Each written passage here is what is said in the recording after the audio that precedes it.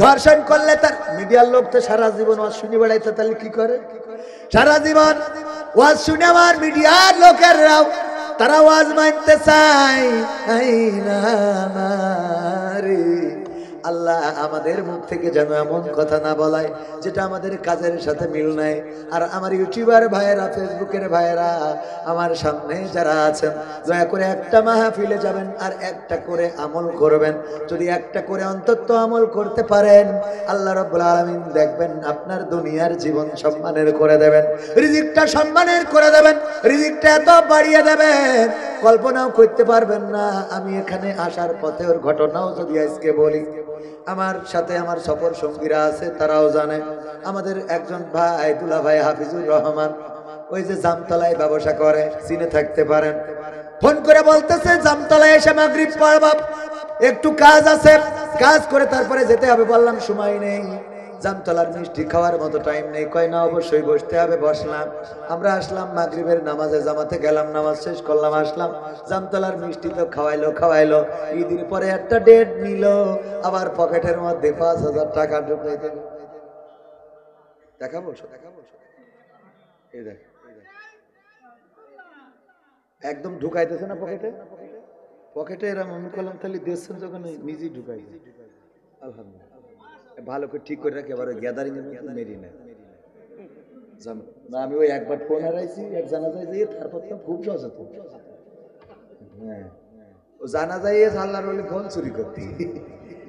মাহফিলেও কিছু চোর আছে, ও পরেজগাররা আইসি গ্যাদারিং নিজেরা তৈরি করে। আমির হামজার আনার সময় দেখবেন যে 3, 4, 5, 7টা 10টা ফোন নেই হয়ে যাবে। আপনি কাল বলো সাবধান, মানে ওরা নারায় তাকবীর দিয়েতে পকেটে হাত ঢুকায়। বিশেষ হয় না আপনাদের?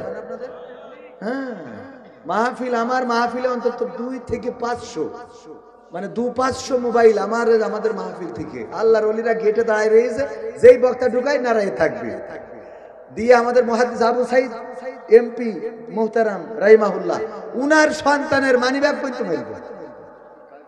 কায়সার ভাই স্টেজে উঠে বলছে, হ্যাঁ হাবিব কায়সার ভাই কত বড় পরহেজগার।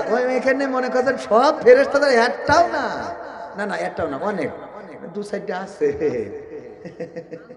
ও ধরলি ডাইরেক্ট বাড়োয়ে, মানে বাইরে ফেলার দরকার নেই, যেন হাসপাতালে যে চিকিৎসা নিতে। বোঝেননি? এগুলো শিক্ষার দরকার আছে না? যদি মোটে না পারেন ঘেঁচান করে মারি দেবেন হাত।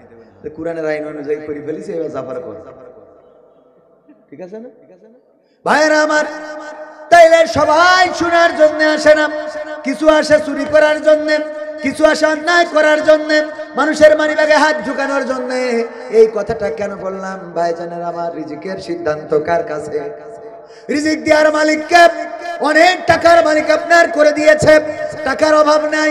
ডাক্তারের কাছে গেলেন, ডাক্তার আপনি আঙুলির মাথায় একটা কি ফুটাইলো, তারপরে একটা কাগজে লাগাইনোর পরে বলছে আপনার খেলা ফাইনাল, আজকের থেকে খাওয়া বন্ধ, কারণ ডায়াবেটিস ধরা পড়েছে রে। টাকায় আছে কিন্তু খাওয়া হবে না রে। ঠিক না বেঠে? টাকা থাকলেই খাওয়া হবে না, টাকা থাকলেই খাইতে পারবেন না।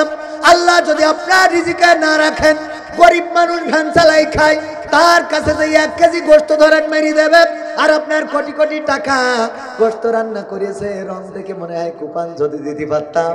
ডাক্তার বলেছে গোশত তো দূরের, গরুর গোশত দূরের কথা, গোশতই খাওয়া যাবে না, এখন গোশত খাওয়া বন্ধ। ফজরের নামাজ কোনোদিন পড়েননি, ডাক্তার বলেছে সকালবেলায় 1 ঘন্টা হাঁটতে হবে।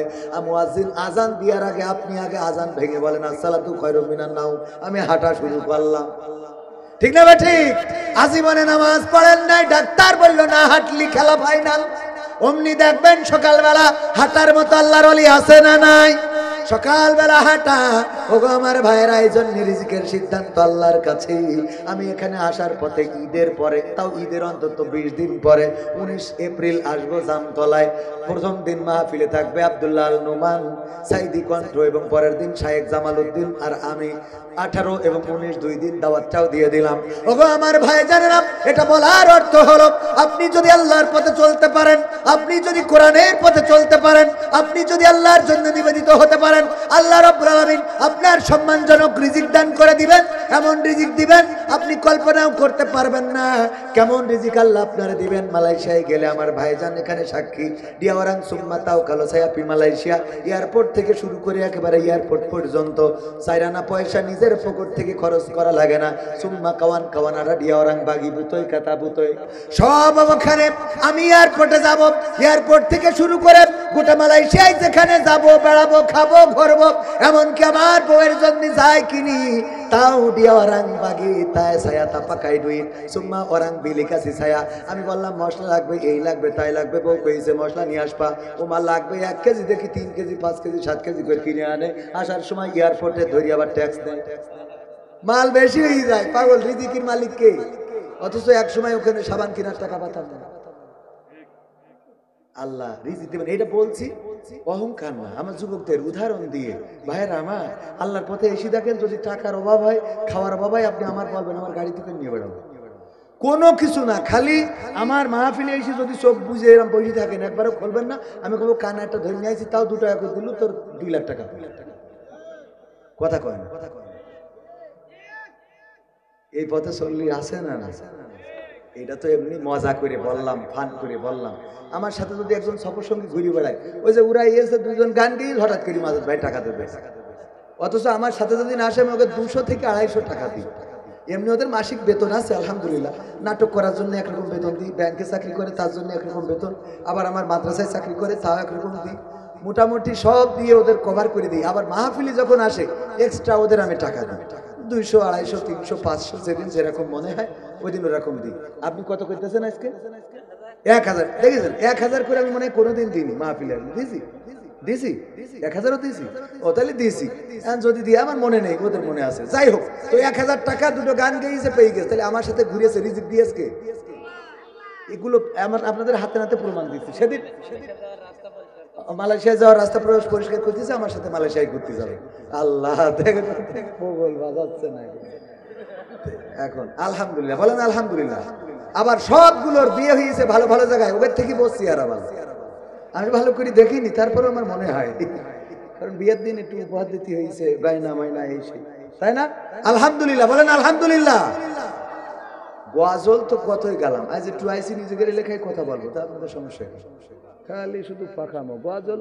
কালকে রুকন জওয়ান ভাই শোনাবে নতুন গজল গাওয়ার কারণে লাঠি খেয়েছেন, লাঠি দিয়ে তাড়িয়ে দিল যে গজল গাওয়ার কারণে।